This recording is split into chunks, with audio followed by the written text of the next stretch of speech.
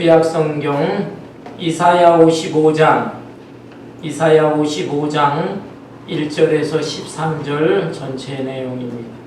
구약성경 1035페이지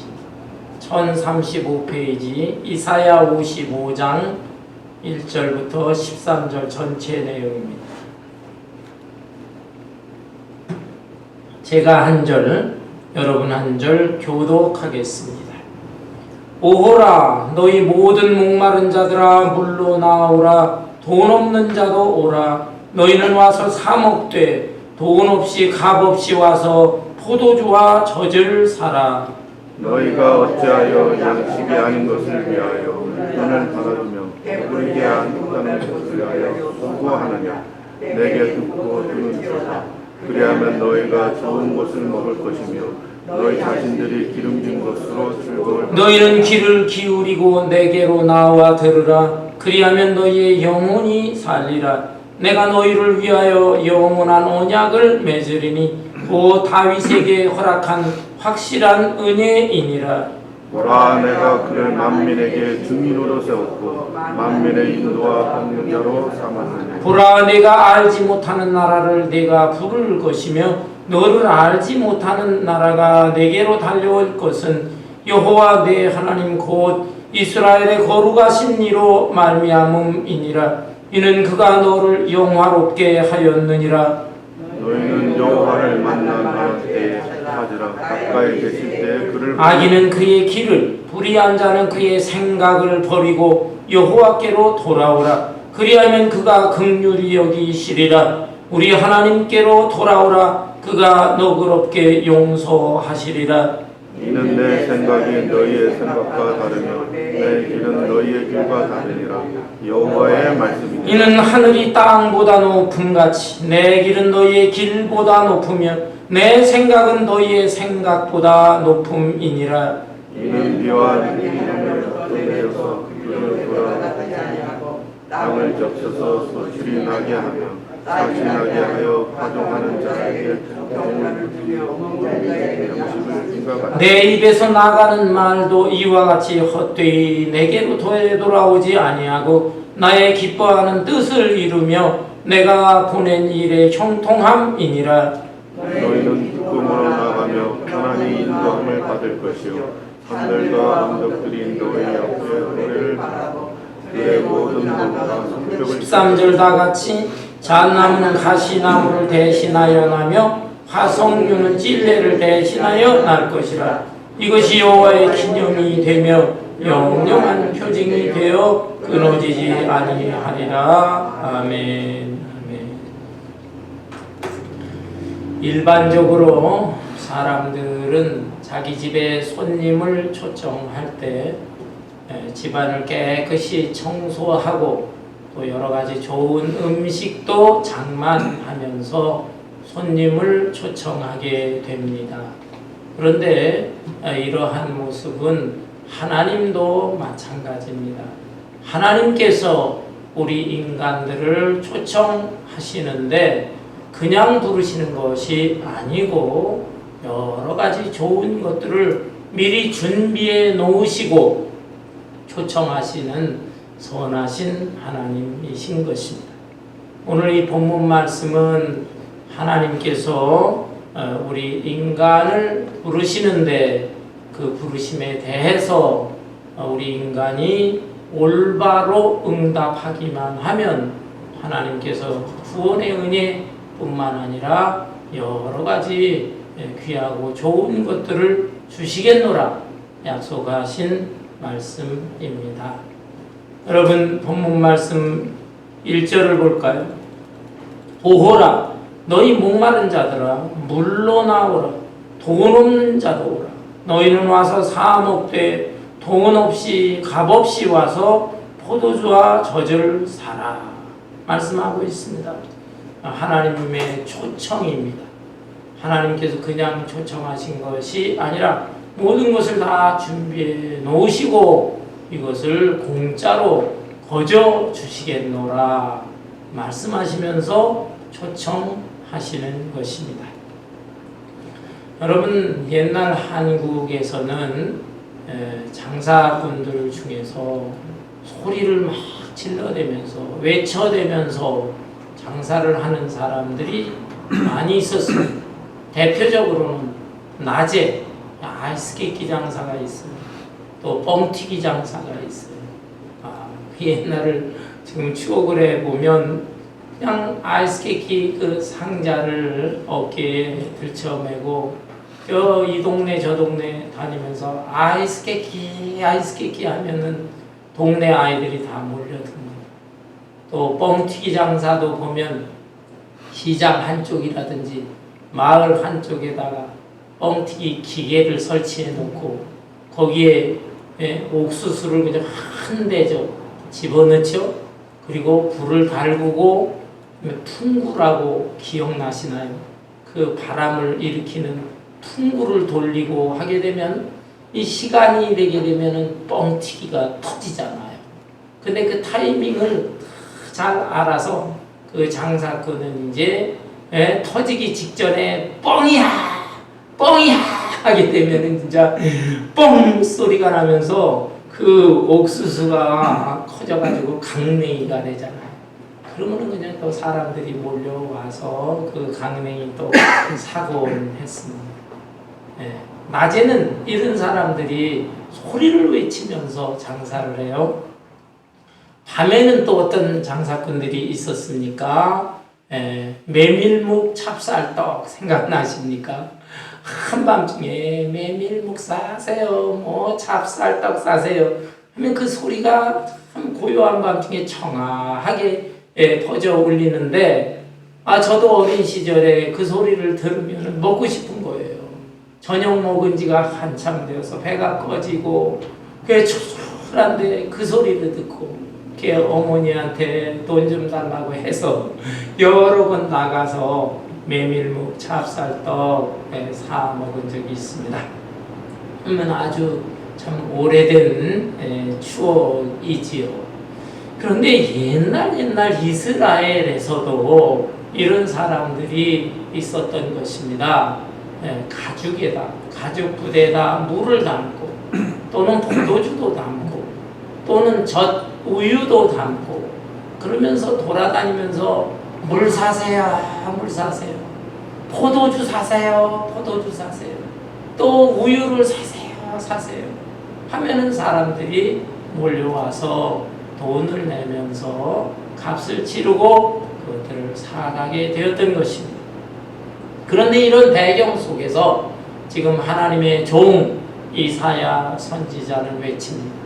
너희들이 이 세상에 있는 물과 포도주와 우유와 이런 것들을 살 때 돈을 지불하지만 우리 하나님 앞에 나와서 하나님으로부터 얻는 물과 포도주와 젖 이것은 돈 없이 값 없이 살 수가 있는 것이다.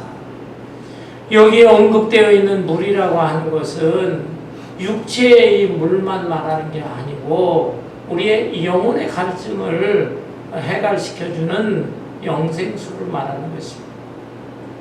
포도주 이것은 기쁨과 즐거움인데 그냥 우리가 눈으로 보는 포도주가 아니고 그것은 우리의 영혼을 정말 기쁘고 즐겁게 해주는 것을 말합니다. 또한 여기에 젖 이것도 우유 이런 것들은 영적인 양식을 의미하는 것입니다. 이런 것들을 하나님 앞에 나와서 구하라.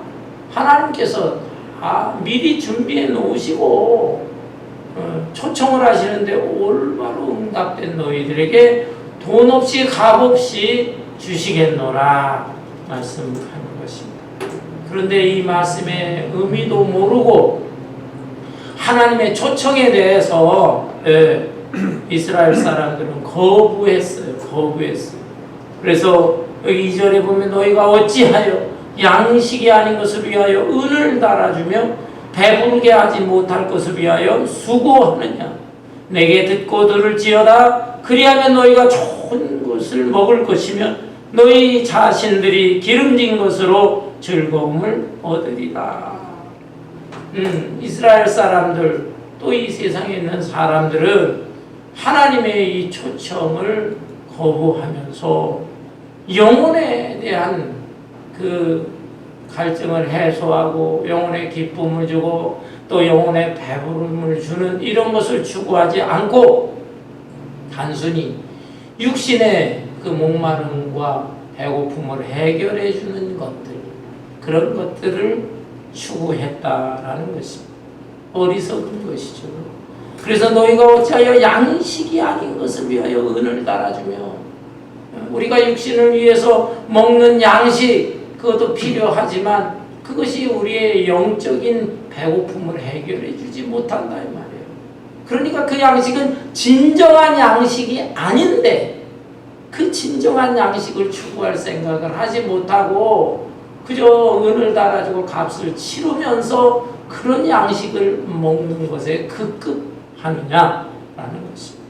여러분, 이것은 단순히 육의 양식만을 생각할 수 없습니다. 지식적인 것도 그렇습니다. 어떤 사람은 지적인 면에 늘 배고픔을 갖고 있어요. 목마름을 느끼고 있어요. 그래서 배우고 또 배우고 또 배우고 또 배우고 그래도 그냥 마음에 만족이 없는 거예요. 계속해서 박사학위를 몇 개씩가 그래도 또 배우겠노라 합니다. 어떤 분들은 못 배운 게 한이 돼서 나이 80이 돼가지고 중학교에 들어간 그런 분들도 있어요. 너무나 지적인 욕구가 강한데 그걸 채우고 싶어서 그런다. 물론 그 열정과 의지와 노력은 가상합니다. 그렇지만 그렇게 해서 채운다고 해서 만족이 없다라는 것입니다. 여러분, 세상에서의 출세와 성공도 마찬가지입니다. 한 단계, 두 단계 직장에서 진급을 하고 또 관료가 돼가지고 더 높은 지위에 올라가고 그런다고 그 사람들이 마음속에 만족과 행복이 있을까요? 그렇지 않다. 여러분, 우리 인간은 하나님의 형상대로 지음받은 존재예요. 하나님의 형상대로 지음받았다는 것은 지적인 또 정적인 의지적인 인격적인 요소, 하나님의 인격과 닮은 존재로 지어졌다라는 것이고, 또한 영적인 존재로, 영이라는 것은 하나님과 교제하는 부분이에요. 이 세상의 동물들은 영이 없어요. 그러니까 하나님과 교제를 제대로 할 수가 없는 겁니다. 그러나 인간은 영적인 존재이기 때문에 하나님과 교통하게 되어 있는 거죠. 근데 하나님과 교통하지 못하고 양식 아닌 것을 위해서 그렇게 애쓰고 수고하고 또 목마름을 해결해 줄 줄 알고 세상의 것을 위해서 열심히 일하고 추구한다고 해도 마음에 행복과 만족이 없어요. 오직 하나님을 모셔야 되는 것이고, 그리고 살아계신 하나님의 말씀을 내 영혼 속에 채울 때 그때에 진정한 만족과 행복이 있는 것입니다. 이사야 선지자는 바로 이것을 지적하고 있습니다. 아울러서 3절에 보면 너희는 귀를 기울이고 내게로 나와 들으라. 그리하면 너희 영혼이 살리라. 하나님의 말씀을 들어야 산다는 것이죠. 내가 너희를 위하여 영원한 언약을 맺으리니 그 다윗에게 허락한 확실한 은혜이니라. 여러분, 언약에 대한 말씀이 나와요. 언약, 이건 굉장히 중요한 단어입니다. 쉬운 말로는 약속이에요, 약속. 그런데 하나님이 우리 인간과 맺은 그 약속은 단순히 약속이라기보다는 언약이라고 말합니다. 언약은 불변한다는 뜻이에요. 불변. 사람과 사람 간의 관계의 약속. 그 약속은 여러 가지 사정에 따라 상황에 따라서 그 수시로 바뀌어요. 약속을 깨뜨리기도 해요. 그렇지만 하나님께서 약속하신 언약은 결코 이것은 변하거나 깨지지 않는 것입니다. 영어로 사람 간의 약속은 promise. 하나님께서 맺어주신 약속은 넓은 의미로 promise라고 쓰기도 하지만 사실은 covenant라고 합니다. covenant, 계약, 약속, 불변한 언약을 말하는 거예요. covenant. 그 교회 이름 중에 언약교회, 영어로는 카비넌트 처치.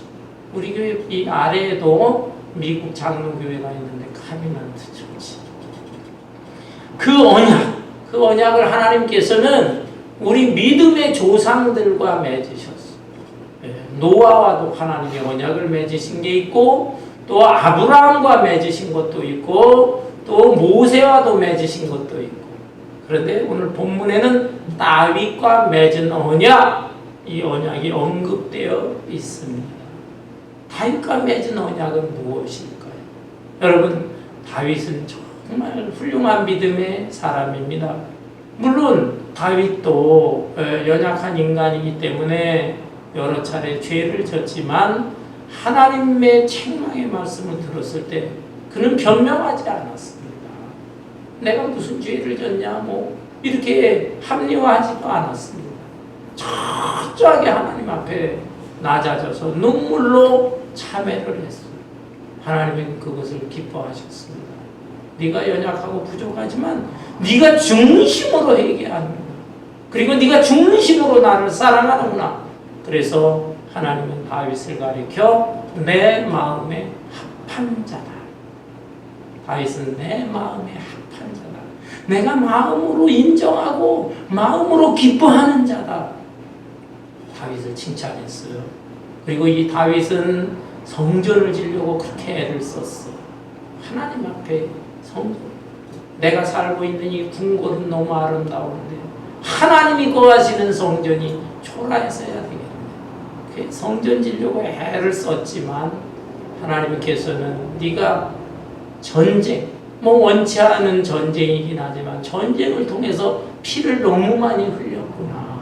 그래서 너를 통해서 순결하고 거룩한 성전을 짓도록 하지는 않게 대신 네 아들 솔로몬 때에 가서 성전을 짓게 될 것이다. 그렇지만 네가 나를 사랑하는 마음, 성전을 짓고자 하는 간절한 마음, 그 마음은 내가 알겠노라 해서 하나님께서 다윗과 언약을 맺으셨어요. 언약.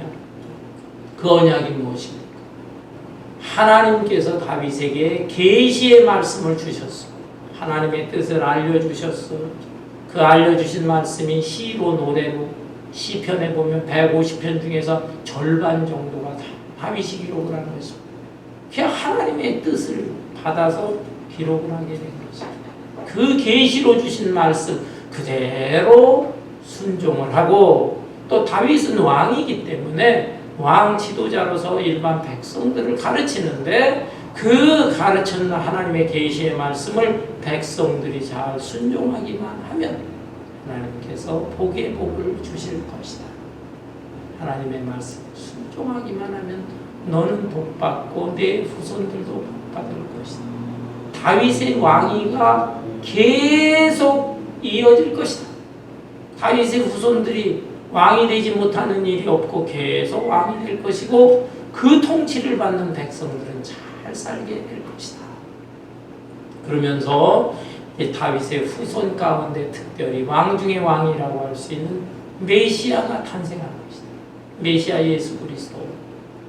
놀라운 하나님의 그 축복의 예언의 말씀에 메시아가 네 후손 중에 나오게 될 것이고, 그 메시아를 통해서 천하 인간이 복을 받게 될 것이다.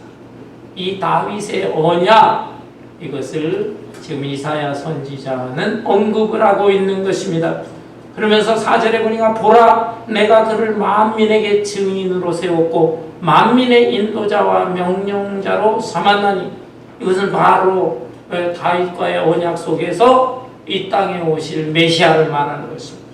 메시아는 만민의 지도자가 될 것이다.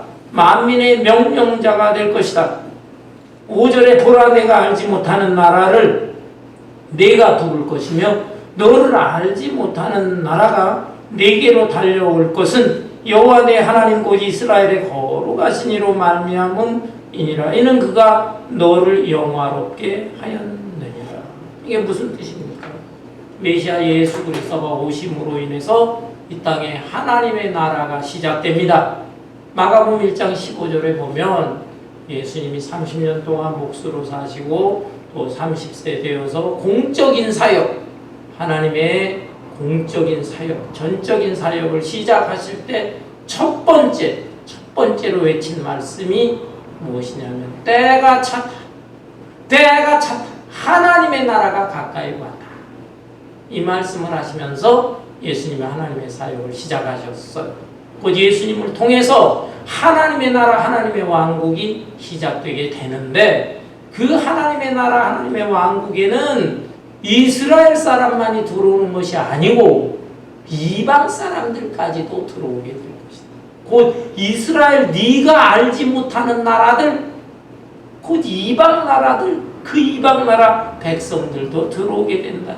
이런 말씀입니다. 구약시대의 이스라엘 백성들은 자기들만이 선민으로 생각을 했는데 이제 이 다윗의 후손을 타고 이 땅에 오신 예수님이 오시게 되고 예수님이 시작하는 하나님의 나라에는 이스라엘만이 아니고 이스라엘이 알지 못하는 이방 나라까지 들어온다. 그리고 오히려 이스라엘 백성일지라도 메시아 예수 그리스도를 거부하게 되는 하나님의 나라에서 쫓겨나는 것이고 오히려 이방 나라 백성들은 하나님 나라의 백성들이 되어지는 것이다. 실제로 예수님 이후에 이런 역사가 지금 이루어지고 있는 것이죠. 그렇죠? 저 유대인들은 사실은 구약의 이스라엘 백성들 다 후손들 아닙니까? 근데도 예수님을 믿질 않아요. 하나님은 믿는다고 그래요. 근데 메시아가 아직 오지 않았다. 메시아가 지금 다른 메시아가 올 것을 기다리고 있습니다. 예수를 믿는 크리스찬이 지금 유대인들 중에서 한 2~3% 정도 된다는 것이죠. 안타까운 것이죠.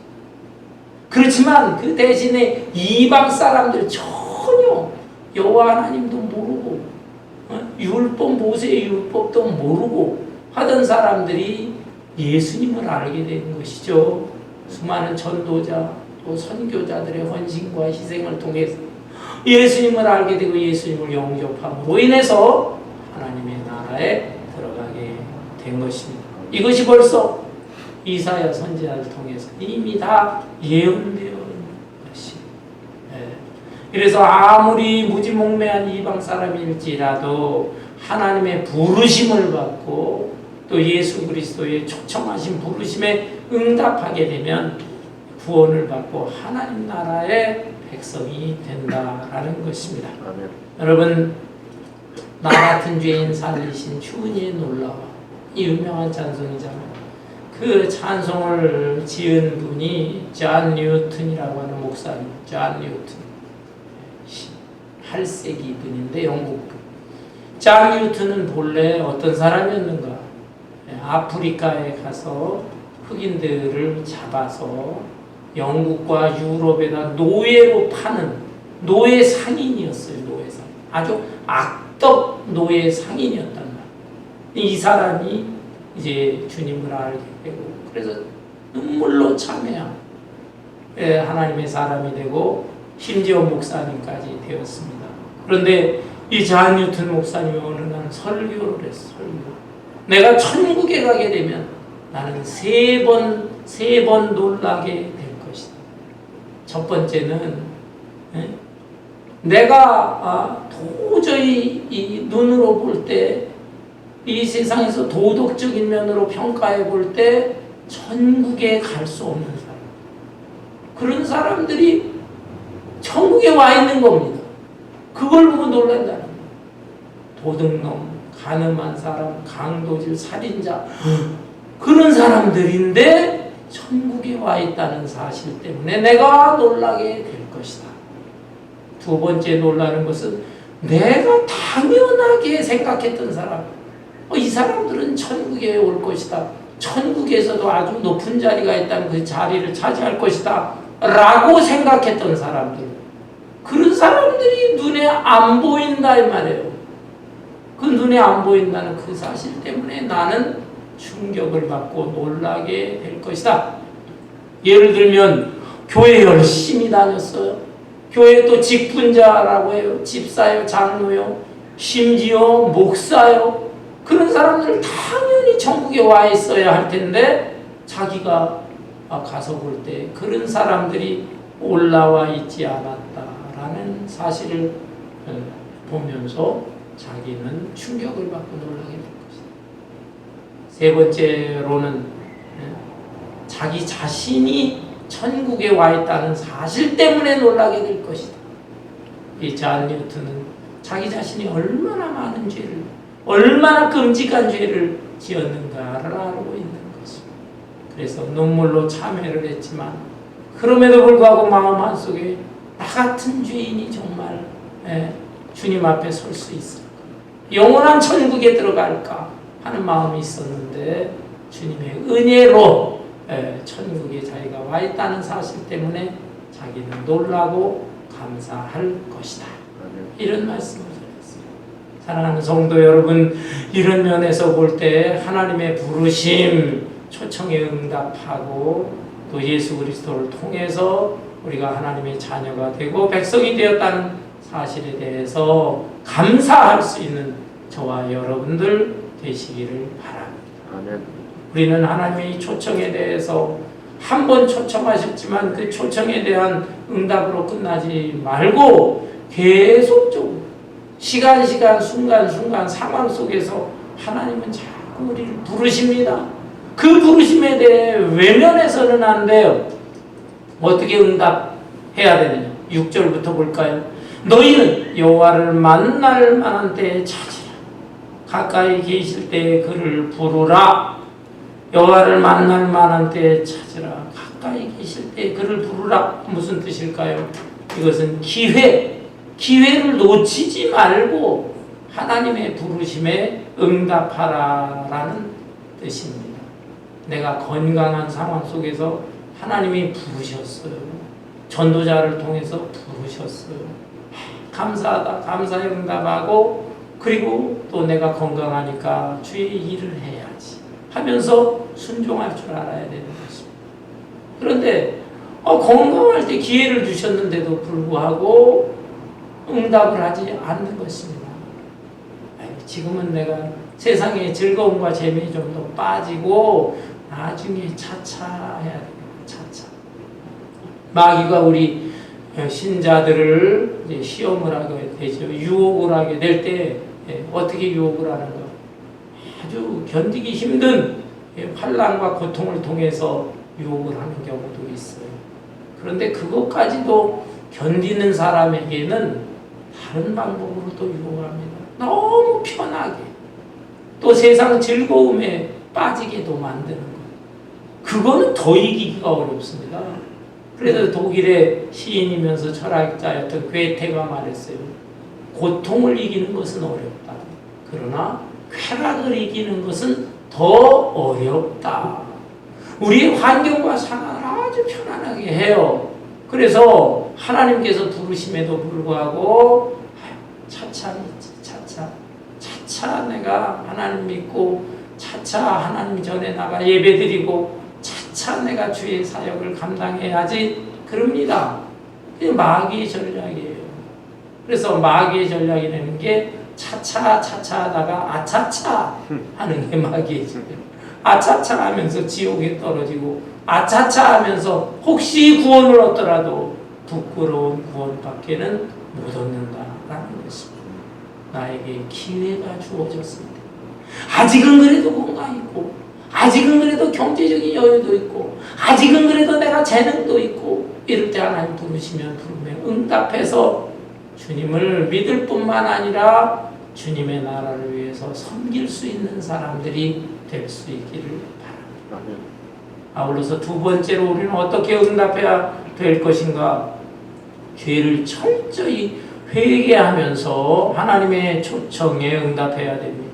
7절에 악인은 그의 길을 불의한 자는 그의 생각을 버리고 여호와께로 돌아오라. 그리하면 그가 긍휼히 여기시리라. 우리 하나님께로 돌아오라. 그가 너그럽게 용서하시리라. 악인, 불의한 자 이걸 돌이켜라. 회개하라. 하나님 앞으로 돌아오라. 그러면 하나님께서 너그럽게 용서해 주신다라는 것입니다. 그런데 아예 자기 자신이 무슨 내가 죄인이야. 자기가 죄인이라는 걸 전혀 인정하지 않는 사람들이 많습니다. 사실 뭐 세상에 법적으로 봐서 자기가 법을 어긴 적이 없어요. 도덕적으로 볼 때에도 다른 사람과 견주어서 부끄러운 게 별로 없어요. 이런 사람들은 참 예수 믿기가 어렵습니다. 내가 죄인이 아닌데 뭘 예수님이 나를 위해서 십자가에 달려 돌아가십니다. 오래전에 한국의 정치인 중에서 이런 말을 한 사람이 있어요. 본래 정치인이 아니고 경제적으로 어마어마한 부자였어요. 부자였다가 정치에 한번 나선 것입니다. 이름을 대면 여러분들 다 잘 아는 분이에요. 근데 그분이 이제 기자들에게 막 대통령 선거 어떻게 나왔냐, 또 선거 나오면 여러 가지 당신의 살아온 거 가정사 탈탈탈탈 다 먼지 털듯이 털 텐데 부끄러운 거 다 드러나게 될 텐데 자신 있냐 물었어요. 그랬더니 배짱 좋아요. 나를 한번 털어보십시오. 나는 솔직히 말하면 목사님이나 신부님만큼은 안 되겠지만 일반 사람들에 비하면 내가 부끄러울 게 없습니다. 나 자신 있습니다. 나 깨끗하게 살았습니다. 큰 소리 빵빵 치더라고요. 그래서 참 난 사람은 난 사람이다. 어떻게 저렇게 말할 수가 있는가라고 생각은 했어요. 그러나 여러분, 우리 모두 다 하나님 앞에서 큰 소리 칠 수 있는 사람은 아무도 없습니다. 우리 장로교를 창시했던 존 칼빈 선생 같은 사람은 자기는 내 몸에 죄주머니를 가지고 있다. 죄주머니. 칼빈이 누굽니까? 거룩한 사람이에요. 하나님의 사명을 감당하는 사람이에요. 자기의 생애 전체를 하나님 앞에 바친 사람이에요. 그럼에도 불구하고 완전히 거룩하고 완전히 빛 되신 하나님 앞에 자기를 비춰보니까 자기가 얼마나 마음으로 죄짓고 생각으로 죄짓고 입술로 죄짓고 행실로 죄짓고 얼마나 죄를 많이 졌는지 나는 죄 주머니를 가진 자로다. 그 죄를 회개하면서 그래서 거룩한 하나님의 사람으로서 성장하게 된 것입니다. 여러분 이런 면에서 볼 때에 우리가 다른 사람과 견주어서 나 정도면 어때 할 것이 아니고 늘 하나님 앞에 부족함과 부끄러움을 깨닫고 그것을 철저히 회개하면서 하나님의 부르심에 응답하게 된다면 우리의 신앙 인격이 날마다 아름다운 모습으로 성장하게 될 줄로 믿습니다. 아울러 어떻게 하면 또 하나님의 초청에 올바로 응답할 수 있을까요? 세 번째로는 하나님의 생각, 하나님의 뜻에 내 자신을 맞추어야 되는 것입니다. 본문 말씀 8절에 보니까 이는 내 생각이 너희의 생각과 다르며 내 길은 너희의 길과 다름이니라. 여호와의 말씀이니라. 이는 하늘이 땅보다 높음같이 내 길은 너희의 길보다 높으며 내 생각은 너희의 생각보다 높음이니라. 신앙생활을 한다 하면서도 항상 말하는 거나 행동하는 거 보면은 이것은 하나님의 뜻이라기보다는 자기 생각, 자기 뜻을 얘기하는 사람들이 너무 많습니다. 그렇죠? 자기 생각, 자기의 뜻이에요. 하나님의 생각, 하나님의 뜻을 잘 모르는 것입니다. 교회 직분자, 심지어 목사도 여기에 잘못되는 경우가 있어요. 그래서 저도 늘 이것을 조심하게 됩니다. 이것이 내 생각인가, 내 뜻인가, 내 길인가. 하나님께서 원하시는 생각과 뜻인가, 길인가. 여러분, 이 하나님의 생각과 뜻과 길에 나를 맞춰야 되는 것입니다. 이를 위해서는 조용한 시간이 필요해요. 조용한 시간. 묵상, 고요한 시간에 내 자신을 다 내려놔야 돼요. 겸손한 사람이 되어야 돼요. 그래서 하나님의 생각으로 채우고 하나님의 말씀으로 채워야 되는 것입니다. 그러면 성령께서 우리의 마음을 감동하셔서 하나님의 뜻을 잘 알려주시는 것입니다. 그런데 이 고요한 시간을 한가져요. 교회는 다녀, 습관으로 다녀, 10년, 20년, 수십 년 다녀. 그러면서 얘기하는 거 보면 그냥 자기 생각, 자기 말만 해. 예. 그런 사람이 대부분의 오늘날의 교인인 것입니다. 그러면서 교회에 무슨 직분자라고 자랑해. 참 딱히 한 시간 하나님과 나만의 관계 속에서 내 자신을 들여다보면서 하나님은 무엇을 원하시는가 그것을 생각하고 또 하나님의 말씀에서도 계속해서 묵상하고 또 묵상하면 거기에 하나님의 뜻과 하나님의 길이 보이는 것입니다. 그래서 그 뜻에 순종하고 그 길을 따라가게 될 때 그것이 바로 하나님의 초청에 올바로 응답하게 되는 것입니다. 여러분, 하나님이 약속하신 것을 하나도 어김없이 이루세요. 10절에 보니까 이는 비와 눈이 하늘로부터 내려서 그리로 되돌아가지 아니하고 땅을 적셔서 소출이 나게 하며 싹이 나게 하여 파종하는 자에게는 종자를 주며 먹는 자에게는 양식을 줌과 같이 내 입에서 나가는 말도 이와 같이 헛되이 내게로 되돌아오지 아니하고 나의 기뻐하는 뜻을 이루며 내가 보낸 일에 형통함이니라. 하늘로부터 비와 눈이 내립니다. 그럼 그 비와 눈이 하늘로 다시 올라가는 게 아니잖아요. 그 내려온 비와 눈이 땅을 적시고 땅에 있는 곡식과 채소들 싹이 나게 하고 돋아나게 하고 열매를 맺게 하는 것이다. 그와 마찬가지로 하나님의 말씀도 하나님의 입을 통해서 나오고 하나님의 종들 선지자의 입을 통해서 나간 그 말씀은 그 말씀이 계속해서 움직여지면서 그것이 하나님의 뜻을 이루고 귀한 영적인 열매를 맺게 되는 것이다. 그냥 하나님의 입에서 하나님의 종의 입에서 쏟아진 그 말씀이 허공을 돌다 하늘로 올라가는 게 아니다라는 것이다. 그대로 이 땅에서 이루어짐과 같이 하나님의 뜻은 반드시 이루어지는데 그 뜻을 생각하면서 계속해서 묵상하고 그 하나님의 뜻을 추구하고 하나님의 뜻에 순종하게 될 때 그 사람이 하나님의 초청하심에 올바로 응답하게 되는 것입니다. 여러분, 이렇게 기회가 있을 때 올바로 응답하고 또한 철저하게 죄와 허물을 회개하면서 하나님 앞에 응답하고 그리고 하나님의 생각이 뭘까? 하나님의 뜻은 뭘까?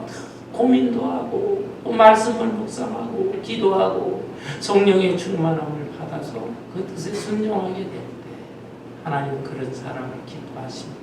그리고 이렇게 올바로 응답한 사람들에게 복을 주십니다. 복을 주세요. 12절에 보니까 너희는 기쁨으로 나아가며 평안히 인도함을 받을 것이요. 기쁨으로 나아가며 평안히 인도함을 받는다. 구원의 은총을 받는다는 것입니다. 죄사함 받고 하나님의 구원의 은총, 하나님의 자녀의 백성이 되어서 하나님과 단절되어 있었는데 하나님의 자녀가 돼서 하나님 앞에 기쁨으로 나아가 하나님과 교제할 수가 있게 되는 것입니다. 아울러 12절 중반에 보면 산들과 언덕들이 너희 앞에서 노래를 바라고 들의 모든 나무가 손뼉을 칠 것이며 자연 환경 이런 것들이 참 잘 아름답게 이루어지게 될 것이다. 오늘날 하나님께서 창조하신 이 자연, 이 기상이변이라든지 이렇게 막 일어나잖아요. 이게 왜 그렇습니까? 하나님의 초청하심에 대해서 올바로 인간들이 응답을 하지 못하기 때문에 그렇게 되는 거예요. 그래서 이것을 회개하면서 올바른 응답을 하면 이 산들이 언덕들이 노래를 하고 들에 묻은 나무가 손뼉을 칠 것이다. 자연과 우리의 주변 환경이 아름답고 행복하게 될 것이다. 그리고 세 번째 13절에 잣나무는 가시나무를 대신하여 나며 화석류는 찔레를 대신하여 날 것이다. 이것이 여호와의 기념이 되며 영영한 표징이 되어 끊어지지 아니하리라. 이것도 그냥 문자적으로 해석을 하면 가시나무, 이 사람 여기저기 찌르고 그러니까 안 좋잖아요. 가시나무에 비해서 잣나무는 상록습니다. 늘 푸르러요. 그리고 거기에서 또 고소한 냄새도 나고 향기가 나는 나무가 잣나무. 그리고 화석류, 화석류라고 하는 것은 어렵죠. 이거는 우리 한국어로는 은매화라고 합니다. 매화의 종류인데 매화, 일반 매화보다 더 아름다운 매화가 은매화고요. 이스라엘 사람들은 여자들이 결혼할 때 신부의 머리에 관을 쓰잖아요. 근데 꽃으로 옛날에 화관을 썼어요. 화관을 쓸 때에 이 화석류, 은매화, 이 꽃나무로 화관을 만들어 썼다고 합니다. 아름다운 꽃이 아름다워. 그리고 이 화석류는 가지가 꺾여도 2, 3일 동안은 살아있고 죽은 것 같은데도 다시 물에다가 꽂아 놓으면 다시 살아나는 그런 나무. 그래서 불멸과 영생을 상징하기도 합니다. 따라서 여기 있는 이 마지막 이 말씀은 문자적으로도 이해를 해서 참 이 세상이 환경과 자연이 평화롭고 아름다운 세상이 된다. 이런 뜻도 있지만 영적인 면으로 볼 때 우리의 심령과 행실이 가시나무 같고 찔레나무 같고 이러던 사람들이 변화돼서 잣나무 같은 사람이 되고 화석류 같은 사람이 된다라는 것입니다. 곧 우리의 몸에서 아름다운 고소한 잣나무 같은 향기도 나고 그리고 이 화관 쓰듯이 우리가 아름다운 신앙의 인격이 나타나서 이 땅에 하나님의 나라를 이룩하는데 귀한 몫을 감당하는 사람이 된다라는 것입니다.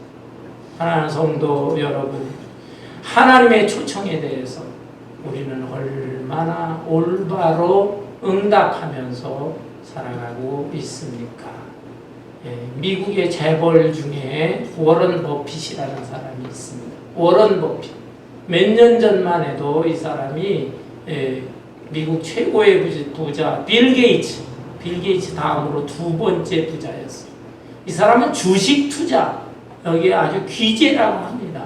기가 막히게 투자를 잘해서 돈 많이 벌고 부자가 됐는데 이 사람이 자선사업도 많이 하거든요. 몇 년 전부터 자기와 만나자, 자기에게 만나서 이것저것 궁금한 거 상담하고자 하는 사람들이 많다는 것을 알고 자기와 점심 한 끼 먹는 거 이것을 경매에 붙였습니다. 뉴욕 맨하탄에 있는 유명한 그 스테이크 레스토랑이 있는데 그 집에 가서 점심 한 끼 먹는 것 그것을 경매에 붙인다 그랬어요. 25,000불부터 시작을 했는데 몇 년 전에는 무려 260만 불 내겠다. 260만 불 내고 점심 한 끼 먹으면서 이러저러한 대화를 나누고 한 일이 있었어요. 그런데 코로나 때문에 2년 동안 하지 못하다가 지난 6월 달에 올해 내가 이제 마지막으로 하겠다. 이분도 나이가 이제 많고 그리고 마지막으로 또 점심 식사하는 거 하겠다. 그랬는데 사람들이 얼마나 많이 요청을 했는지 25,000불에서 시작한 것이 무려 1,900만 달러 1,900만 달러 265억인가 돈이 그렇게 된대 한국 돈.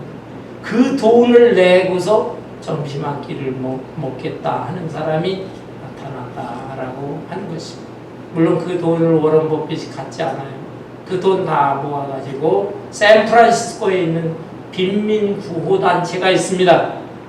거기에 전부 지금 도네이션을 해서 5천만 불 이상 도네이션 했다고 합니다. 어떻든 여러분 세상에 재벌이 불렀을 때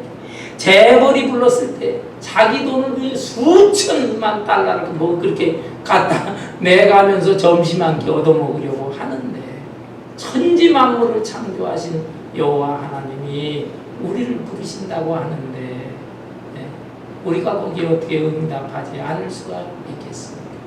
그런 하나님을 내가 만난다라고 할 때에 돈과 값을 치르는데 그게 어마어마하지 않겠어요? 상상할 수가 없는 것입니다. 몇백만 달러, 1,900만 달러 그거 유가 아닙니다. 훨씬 더 비싼 값을 치러야 되는데 그 값을 누가 치렀느냐 하면 하나님의 아들이신 예수 그리스도가 이미 값을 치렀어요. 보혈에 피를 흘려서 값을 치르셨어요. 그래서 우리는 이제 하나님의 부르심에 대해서 돈 없이 값 없이 하나님 앞에 나아갈 수 있는 것이고, 하나님의 구원의 은총뿐만이 아니라 하나님께서 우리 주변에 있는 환경도 좋게 하시고, 뿐만 아니라 우리를 잣나무와 화석나무처럼 아름다운 모습으로 변화시킬 것입니다. 이 약속의 말씀을 꼭 기억하면서 이미 하나님의 부르심에 내가 응답했지만 시간 순간순간 또 필요와 상황에 따라서 하나님은 우리를 또 부르시고 또 부르십니다. 그때에 외면하지 말고 핑계대지 말고 주여 내가 여기 있습니다. 아무 때라도 저를 불러주십시오. 아무 때라도 나를 사용해 주십시오.